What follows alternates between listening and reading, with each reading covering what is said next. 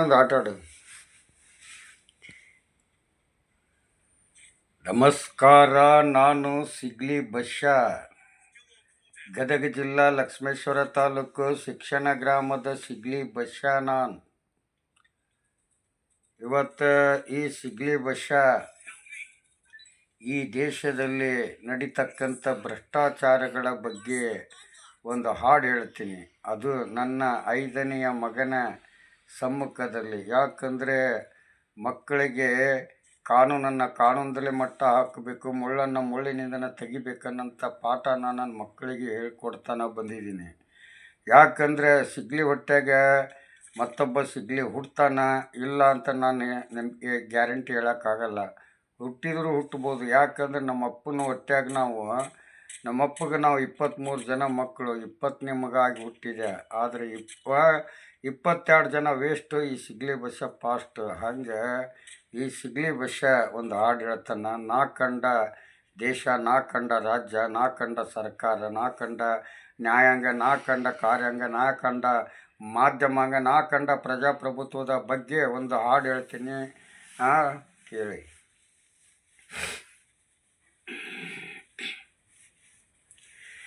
ಧರ್ಮವೇ ಇಲ್ಲದ ನ್ಯಾಯಾಲಯ, ಇದು ಬಂದಿಗಳ ಬಾಳಿನ ವಿಧಿಲೀಲೆಯು, ಇದು ಬಂದಿಗಳ ಬಾಳಿನ ವಿಧಿಲೀಲೆಯು. ತಂದೆ ತಾಯಿ ಕಾಣದೆ ಈ ಜೀವ ನೊಂದಿದೆ, ತಂದೆ ತಾಯಿ ಕಾಣದೆ ಈ ಜನುಮ ನೊಂದಿದೆ. 4 ಗೋಡೆ ಜೈಲಿನೊಳಗ ಕಣ್ಣೀರು ತುಂಬಿದೆ, ಕಣ್ಣೀರು ತುಂಬಿದೆ. ಅಮ್ಮ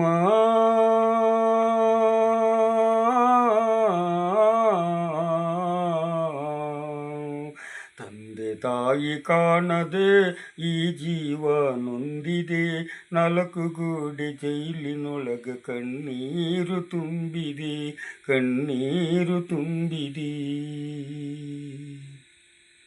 ಹೆತ್ತ ಜೀವಗಳು ಬಳಲಿ ಒಳಗೆ ನೋವು ಪಡುತ್ತಿವೆ,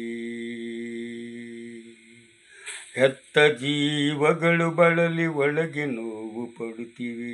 ದುಡಿದು ತಿನ್ನೋ ಕೈಗಳಿಂದು ಬಗಸಿ ಒಡ್ಡಿ ನಿಂತಿವೆ. ಯಾರು ಬರದ ಲಿಖಿತವೋ ಇದು ಪೊಲೀಸನ ಕೈ ಬರಹವೋ, ಏನೇಳಲಿ ಸೋದರರಿ ಬರಿ ಲಂಚದ ಜಗವಿದು.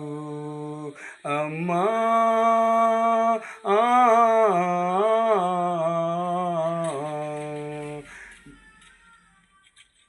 ತಂದೆ ತಾಯಿ ಕಾಣದೆ ಈ ಜೀವ ನೊಂದಿದೆ, ತಂದೆ ತಾಯಿ ಕಾಣದೆ ಈ ಜನುಮ ನೊಂದಿದೆ. 4 ಗೋಡೆ ಜೈಲಿನೊಳಗ ಕಣ್ಣೀರು ತುಂಬಿದೆ, ಕಣ್ಣೀರು ತುಂಬಿದೆ. ಪಾಪ ಮಾಡದ ಪಾಪಿ ಜನುಮ ಜೈಲಿನೊಳಗ ಅಳುತ್ತಿವೆ, ಪಾಪ ಮಾಡದ ಪಾಪಿ ಜನುಮ ಜೈಲಿನೊಳಗೆ ಅಳುತ್ತಿವೆ.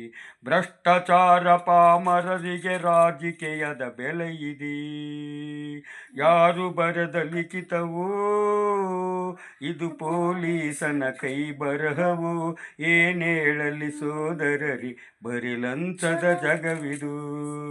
ಅಮ್ಮ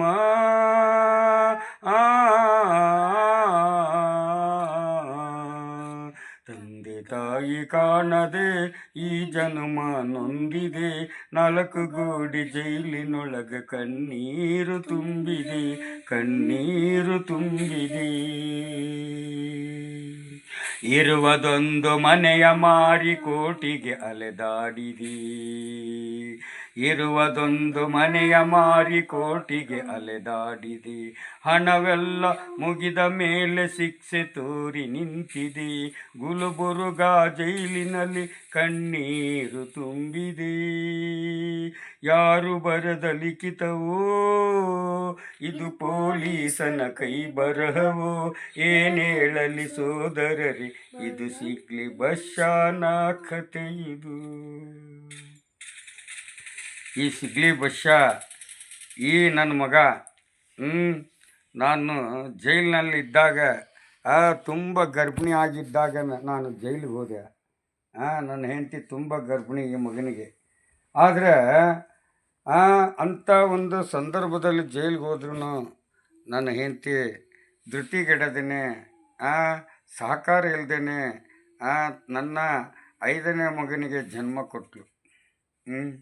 ಇವತ್ತು ಆ ಮಗನು 11 ತಿಂಗಳು ಕೂಸನ್ನ ತನ್ನ ಬಗಲಿನಲ್ಲಿ ಎತ್ತುಕೊಂಡು 500 ಕಿಲೋಮೀಟರ್ ಧಾರವಾಡ ಜೈಲಿಂದ ಜೈಲು ಅಧೀಕ್ಷಕರ ರಮೇಶ್ ಕುಮಾರ್ ಅವರಿಂದ ಆದೇಶ ಪಡ್ಕೊಂಡು ಎಲ್ಲ ಕೈದಿಗಳ ಬಿಡುಗಡೆಗೋಸ್ಕರ ನನ್ನ 9 ತಿಂಗಳು 11 ತಿಂಗಳ ಕೂಸನ್ನ ನನ್ನ ಮಗನ್ನ ಎತ್ತಿಕೊಂಡು 4 ಮಕ್ಕಳನ್ನು ನಡೆಸ್ಕೊಂಡು ಹೆಂಡತಿನೂ ನಡೆಸ್ಕೊಂಡು ಕೈಯಾಗ ಧ್ವಜ ಹಿಡ್ಕೊಂಡು ಜೈಲಿನಲ್ಲಿ ಸನ್ನಡತೆ ಆಧಾರದ ಮೇಲೆ ಬಿಡುಗಡೆ ಆಗಬೇಕಾದಂಥ ಅಪರಾಧಿಗಳನ್ನು 18 19 ವರ್ಷ ಬಿಡುಗಡೆ ಮಾಡದೇನೆ ಅವರು ಜೈಲಲ್ಲಿ ಇಟ್ಟಿದ್ದು ತಪ್ಪು.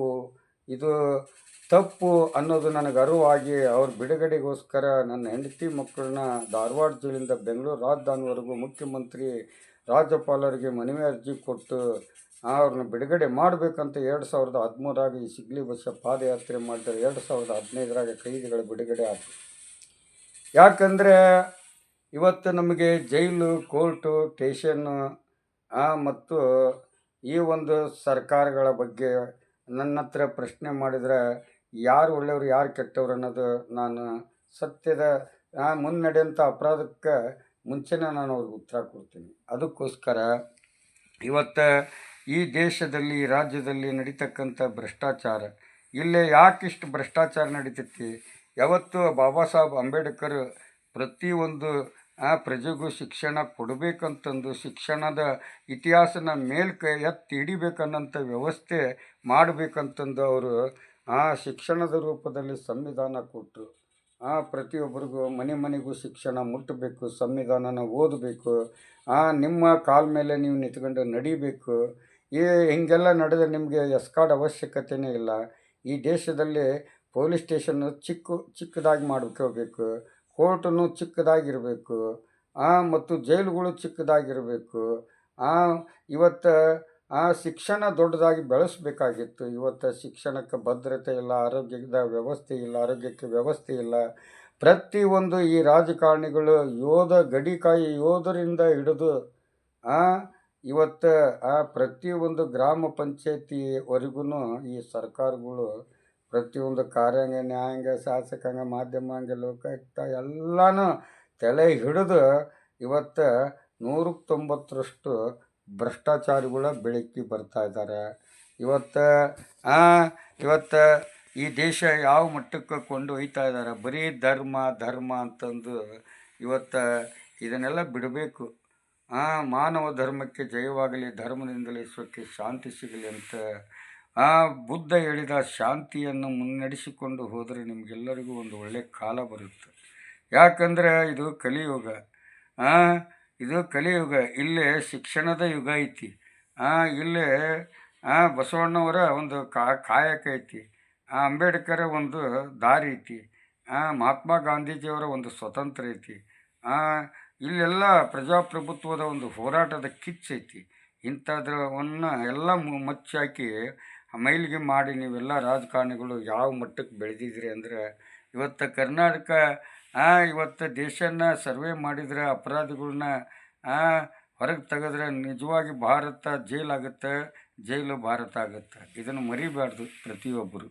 ಅದಕ್ಕೋಸ್ಕರ ಭ್ರಷ್ಟಾಚಾರದ ಬಗ್ಗೆ ನಾನು ಜೈಲಿನಾಗ ಕುಂತು ಹಾಡು ಹೇಳ್ತಿದ್ದೆ. ನನ್ನ ಹಾಡಿಗೆ ತುಂಬ ಗೌರವ ಇದೆ. ಜೈಲಿನಲ್ಲಿ ಸಿಗ್ಲಿ ಬಸ್ ಆಗಿದ್ನಂದರೆ ಒಬ್ಬ ರೌಡಿ ಸೈತಿ ನನ್ನ ರೂಮಿಗೆ ದುಡ್ಡು ಕೊಟ್ಟು ನನ್ನ ರೂಮಿಗೆ ಬರ್ತಿದ್ರು. ಯಾಕಂದರೆ ಕಾನೂನು ತಿಳ್ಕೊಂಡಂಗೆ ಆಗುತ್ತೆ, ಸಿಗ್ಲಿ ಬಸ್ಸಿನಿಂದ ಮನೋರಂಜನೆನೂ ಪಡ್ಕೊಂಡಂಗೆ ಶಾಂತಿನೂ ಪಡ್ಕೊಂಡಂಗೆ ಆಗುತ್ತೆ. ನಾವು ಬಿದ್ದು ಎದ್ರೆ ಮತ್ತು ಬೀಳಕ್ಕೆ ಹೋಗಬಾರ್ದನ್ನಂಥ ಅನುಭವನೂ ಸಿಗ್ಲಿ ಬಸ್ಸಿನಿಂದ ತಿಳ್ಕೊಳ್ಳೋಕ್ಕಾಗುತ್ತಂತಂದು ಈ ಸಿಗ್ಲಿ ಬಸ್ಸಿನಿಗೆ ಜೈಲಿನಲ್ಲಿ ಜೈಲ ಒಂದು ಅರಮನೆ ಮಾಡಿಕೊಟ್ಟಂಥ ಕೈದಿಗಳು, ವಿಚಾರಣಾ ಬಂದಿಗಳು, ಇವರ ಸಹಕಾರದಿಂದ ಇವತ್ತು ಈ ಸಿಗ್ಲಿ ಬಸ್ಸ ಇವತ್ತು ದೊಡ್ಡ ಜೈಲಿನಾಗ ಬಂದು ದೊಡ್ಡಾಟ ಆಡಕತ್ತಿದ್ದಾನೆ. ಯಾಕಂದರೆ ಈ ಸಿಗ್ಲಿ ಬಸ್ಸನ್ನು ಹಾಡಿಗೆ ಹಾರ್ಮೋನಿ ಮಾಸ್ತರ್ನ ಏನು ಮಾಡೋಕ್ಕಾಗಲಿಲ್ಲ. ಆ ಹಾರ್ಮೋನಿ ಮಾಸ್ತರ ಹೆಂಗೆ ಅಂದ್ರೆ, ಸಿಗ್ಲ್ಯಾಗ ನಾನೊಂದು ನಾಟಕವ ಆಡ್ಸಿದ್ದೆ, ನಾನು ಅದ್ರಾಗ ದೊಡ್ಡದೊಂದು ಪಾಲ್ಟ್ ಮಾಡಿದ್ದೆ. ಸಿಗ್ಲ್ಯಾಗ ನಾನೊಂದು ನಾಟಕವ ಆಡ್ಸಿದ್ದೆ, ನಾನು ಅದ್ರಾಗ ದೊಡ್ಡದೊಂದು ಪಾಲ್ಟ್ ಮಾಡಿದ್ದೆ. ನೋಡಕ್ಕೆ ಬಂದು ಜನರೆಲ್ಲ ಯಾರು ಕೊಟ್ಟಿದ್ದು ಪಾಲ್ಟ್ ಅಂತ, ನೋಡಕ್ಕೆ ಬಂದು ಜನರೆಲ್ಲ ಯಾರು ಕೊಟ್ಟಿದ್ದು ಪಾಲ್ಟ್ ಅಂತ, ಬಂದು ನಿಂತ್ರೆ ಹೈ ಕ್ಲಾಸ್ ಅಂತ ಹೇಳ್ತಾ ಇದ್ರು. ಸಿಗ್ಲ್ಯಾಗ ನಾನೊಂದು ನಾಟಕವ ಆಡ್ಸಿದ್ದೆ, ನಾನು ಅದ್ರಾಗ ದೊಡ್ಡದೊಂದು ಪಾಲ್ಟ್ ಮಾಡಿದ್ದೆ. ಮೊನ್ನೆ ಮಾಸ್ಟರ್ನ ಬೆಳ್ಳಾಗ ನೋಡಿದ್ರು, ಆಗ್ಲಾದ್ರೂ ಬಾರಿಸಲಿಲ್ಲ ಸಿಗ್ಲಿ ಪದನ. ಮೊನ್ನೆ ಮಾಸ್ಟರ್ನ ಬೆಳ್ಳಾಗ ನೋಡಿದ್ರು, ಆಗ್ಲಾದ್ರೂ ಬಾರಿಸಲಿಲ್ಲ ಸಿಗ್ಲಿ ಪದನ. ಅಷ್ಟಕ್ಕೆ ನಾ ಸುಮ್ಮನಿರ್ದೆ, ಬಂದಿದ್ನ ಬೊಗಳು ಬಿಟ್ಟು, ಅದಕ್ಕೂ ಹೈ ಕ್ಲಾಸ್ ಅಂತ ಹೇಳ್ತಾ ಹೊಂಟ್ರು. ಹಿಂಗೆ ಸಿಗ್ಲಿ ಬಸ್ಸಾನ. ನಾನು ಯಾಕೆ ಸಿಗ್ಲಿ ಅಂತಂದು ಹೆಸರು ಇಟ್ಟರು ಅಂದರೆ ನಾನು ಇಟ್ಕೊಂಡಿದ್ದ ಹೆಸರಲ್ಲ. ಇದು ಬಸವರಾಜ್ ಅಲಿಯಾಸ್ ಸಿಗ್ಲಿ ಬಸ್ಯ ಅಂತಂದು ಪೊಲೀಸ್ ಸ್ಟೇಷನ್ನಲ್ಲಿ ಇಟ್ಟ ಹೆಸರಿದು. ಈ ಹೆಸರು ಮಾಧ್ಯಮಗಳು ನನಗೆ ವರವಾಗಿ ಕೊಟ್ಟ ಹೆಸರಿದು, ಸಿಗ್ಲಿ ಬಸ್ಯ. ಯಾಕಂದರೆ ಈ ಸಿಗ್ಲಿ ಅಂತ ಯಾಕೆ ಬಂತಂದರೆ, ಶಿಕ್ಷಣದ ಸಿಗ್ಲಿ. ಬಾಬಾ ಸಾಹೇಬ್ ಅಂಬೇಡ್ಕರ್ ಶಿಕ್ಷಣದಿಂದನೇ ಇವತ್ತು ಸಂವಿಧಾನನ ಇತಿಹಾಸ ಕೊಟ್ಟಾರಂದರೆ, ಈ ಶಿಕ್ಷಣದ ಸಿಗ್ಲಿ ಗ್ರಾಮದಾಗ ಲಿಂಗರಾಜರು ಅಲಿಯಾಸ್ ಸಿರ್ಸಂಗಿ ಲಿಂಗರಾಜರು ಹುಟ್ಟಿದಂಥ ಗ್ರಾಮ. ಅದು ಸಮಾಜ ಸೇವಕ, ವೀರಶೈವ ಹಿಂದೂ ಲಿಂಗವಂತ, ಪಂಚಪೀಠದ ರಂಭಾಪುರಿ ಮಗ ಮನು ಬಳೆಗಾರು ಮತ್ತು ಪರಮೇಶ್ವರಪ್ಪ ಮಲ್ಲೇಶಪ್ಪ ಬಳೆಗಾರು ಮತ್ತು KS IAS ಓದಂಥ ಆ ಶಿಕ್ಷಣದ ಇತಿಹಾಸದ ಸಿಗ್ಲಿ ಗ್ರಾಮದೊಳಗೆ ಬಾದಾಮಿ ಬನಶಂಕರಿ ಗುರುಬಸಪ್ಪಜ್ಜನವರ ಇತಿಹಾಸ, ಕೊಟ್ರು ಬಸವಣ್ಣನ ಇತಿಹಾಸ, ಸೂಣಿಗೆ ಬಸವಣ್ಣನ ಇತಿಹಾಸ, ದ್ಯಾಮವ್ವನ ಪವಾಡ, ದುರ್ಗವ್ವನ ಇತಿಹಾಸ, ಬಾದಾಮಿ ಬನಶಂಕರಿ ಪ್ರತಿಯೊಂದು ದೇವಾನುದೇವತೆಗಳು ಶಿಕ್ಷಣದ ಇತಿಹಾಸ. ಸಿಗ್ಲಿ 23 ಹಳ್ಳಿಗೂ ಶಿಕ್ಷಣ ಒದಗಿಸಿಕೊಟ್ಟಂಥ ಆ ಸಿಗ್ಲಿ ಗ್ರಾಮದ ಮಣ್ಣಲ್ಲಿ ಹುಟ್ಟಿ, ಆ ಸಿಗ್ಲಿ ಗ್ರಾಮದಾಗ 9ನೇ ತರಗತಿಯಲ್ಲಿ ಪಾಸಾಗಿ, ನನ್ನ ವೃತ್ತಿನ ಕಳತನ ಮಾಡಿಕೊಂಡು ಪ್ರವೃತ್ತಿನ ಉತ್ತಮವಾಗಿ ಇಟ್ಟುಕೊಂಡು ನಿವೃತ್ತಿಯಲ್ಲಿ ನಾನೊಬ್ಬ ಹೋರಾಟಗಾರನಾಗಿ ಸತ್ಯ ಹೇಳೋದರಲ್ಲಿ ತಪ್ಪೇನಿದೆ. ಜೈ ಹಿಂದ್, ಜೈ ಕರ್ನಾಟಕ, ಜೈ ಕನ್ನಡ, ಜೈ ಶ್ರೀರಾಮ್, ಜೈ ಭೀಮ್.